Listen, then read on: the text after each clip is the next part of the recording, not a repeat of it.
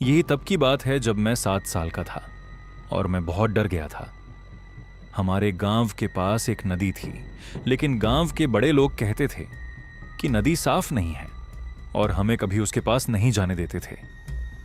उस दिन मौसम बहुत गर्म था, इसीलिए हम बड़े लोगों से छिपकर नदी किनारे चले गए।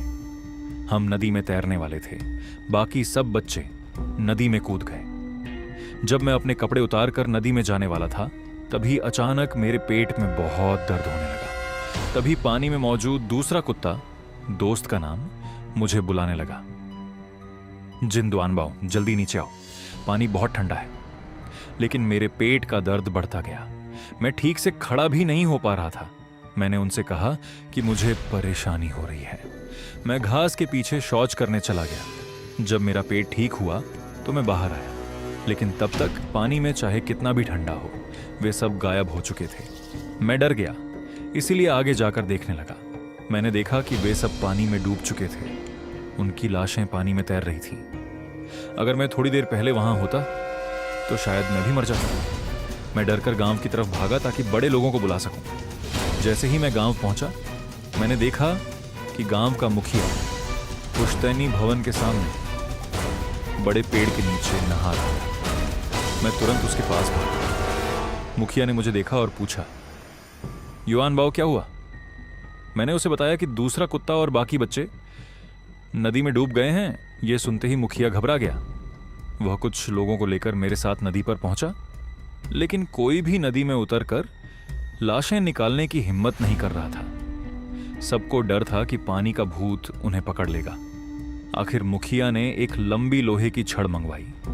उसके सिरे पर लोहे का कांटा बांधा गया और उसी से शवों को खींचने की कोशिश की गई। तभी दूसरे कुत्ते और बाकी बच्चों के माता पिता को खबर मिली और वे रोते हुए वहां पहुंच गए। वे भी रोते रोते शव निकालने में मदद करने लगे। बहुत देर बाद चारों बच्चों के शव बाहर निकाले गए, लेकिन तब तक उन सबकी मौत हो चुकी थी।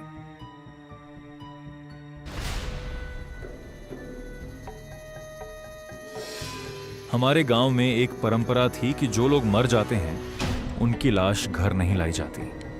आखिर में गांव के मुखिया ने फैसला किया कि उन बच्चों की लाशों को गांव के पुश्तैनी भवन आनुवंशिक हॉल में रखा जाएगा। लेकिन उनकी लाशें काफी देर तक पानी में रहने के कारण पूरी तरह फूल चुकी थीं। उनके शरीर में पानी भर गया था। इसीलिए मुखिया ने तय किया कि उन्हें लकड़ी की बल्ली से लटका दिया जाए ताकि शरीर का पानी बाहर निकल सके। लेकिन जैसे ही उनकी लाशों को लटकाया गया, मैंने अचानक देखा कि वे सब मुझे देखकर हंस रहे हैं। मैं इतना डर गया कि तुरंत भागकर घर चला गया। जब मैं घर पहुंचा तब मेरे माता पिता भी वापस आ चुके थे। उन्होंने मेरा चेहरा देखा और पूछा, क्या हुआ? मैंने उन्हें आज की सारी घटना बता दी। मेरे माता पिता बहुत डर गए और मुझे डांटने लगे। आज जो कुछ हुआ था, खासकर आखिरी वाला दृश्य देखने के बाद, मुझे रात में अकेले सोने की हिम्मत नहीं हुई। इसीलिए मैंने अपने माता पिता से कहा कि मैं उनके साथ सोऊंगा। लेकिन उनके साथ सोने के बावजूद भी मैं बहुत डरा हुआ था। जैसे ही मैं आंखें बंद करता, मुझे वे चारों बच्चे मुझे देखकर हंसते हुए दिखाई देते। पता नहीं कितना समय बीत गया, लेकिन आखिरकार मुझे नींद आ गई। फिर अचानक नींद में मैंने देखा कि वे चारों मेरे बिस्तर के पास खड़े हैं और अजीब सी मुस्कान के साथ मुझे देख रहे हैं। उन्होंने कहा, जिन युआन बाओ, हमारे साथ खेलने चलो। मुझे समझ नहीं आ रहा था कि यह सपना है या हकीकत। मैं बिना चाहकर भी उठ खड़ा हुआ और अपने पास सो रहे माता पिता को देखने लगा। मैं उन्हें आवाज देना चाहता था, लेकिन ऐसा लग रहा था जैसे मेरे गले में कुछ अटक गया हो। मैं चाहकर भी कोई आवाज नहीं निकाल पा रहा था।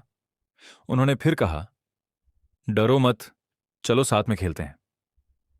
आधी रात में मेरे मरे हुए दोस्त मेरे बिस्तर के सामने खड़े थे। असल में हुआ यह था कि मैं अपने दोस्तों के साथ नदी में नहा रहा था। वे चारों नदी में डूब गए थे। बाद में गांव वालों ने उनकी लाशें निकालकर पुश्तैनी भवन में लटका दिया था। मैं इतना डर गया था कि किसी तरह सो गया। लेकिन जैसे ही मैं आधी नींद में था, मैंने अचानक उन मरे हुए दोस्तों को अपने सामने खड़ा देखा। वे मुझे बाहर खेलने के लिए बुला रहे थे। मैं डर के मारे अपने माता पिता को पुकारना चाहता था, लेकिन मेरे गले से आवाज ही नहीं निकल रही थी।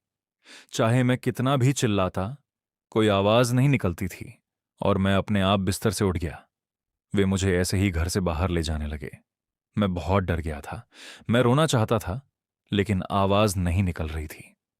मैं सिर्फ आंसू बहा सकता था और मैं उन सभी भगवानों और बुद्धों से प्रार्थना कर रहा था जिनका नाम मुझे पता था, कि वे मुझे बचा लें और इस डरावने सपने से जगा दें। मैंने मन ही मन कहा, अगर मेरी जिंदगी के कुछ साल भी कम हो जाए तब भी मैं तैयार हूं, बस मुझे बचा लो।